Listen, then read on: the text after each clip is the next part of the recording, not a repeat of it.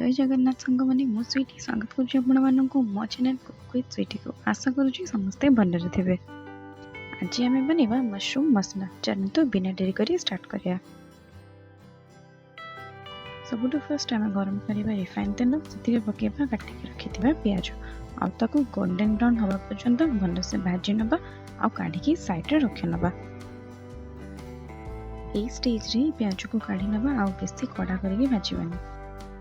आज मु use करुँची butter mushroom ए पकेबी अदा रसुण पेस्ट लुण हलदी लंका गुंड जीरा गुंड धनिया गुंड गरम मसला गोटे चामच चिकेन मसला हाँ ठीक सुनिए चिकेन मसला और कसूरी मेथी अल्प टिके लेंबू रस अल्प टिके दही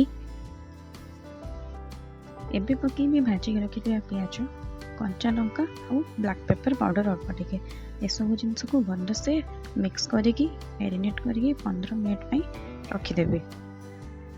मु मैरिनेशन टाइम रे सब मसला यूज करुँची जहाद्वारा कौन हम ना जिते मुझे कुक करी मत बेसी किसी करने पड़ेगा सिर्फ तेल गरम करी कि सुखिना गरम मसला पकेबी आउ ये जिनस को जो मैरिनेट कर मशरूम और सब मसला या बस फ्राए करी अल्प किसी आलू को भी फ्राए करके साइड रे काढ़ी रखी नवा आम ताको पर यूज करिया।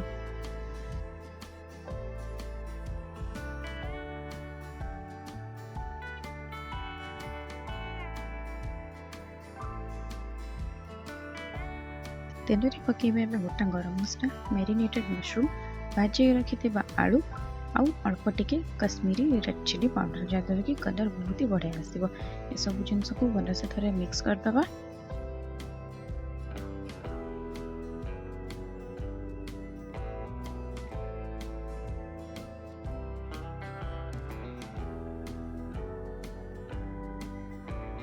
चारि रु 5 मिनिट पर्यंत ये कुक करनबा आमे।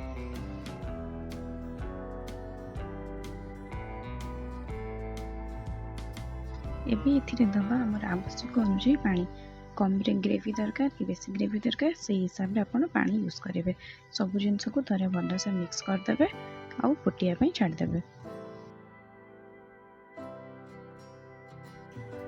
बस मत एतिक ग्रेवी दरकार है मु गैस ऑफ करदेवी आउ धनिया पत्र पकईदेवी ऊपर। बे आउ कौन रेडी गला आमर मशरूम मसला आपण मैंने भी ट्राई करूँ कमेंट से जनातु रेसिपी केमती लगी। आउ हाँ वीडियो को लाइक शेयर सब्सक्राइब करने को जमा भूलें। आज ये पुणी देखा आउ गोटे नुआ रेसिपी सहित रोची नमस्कार।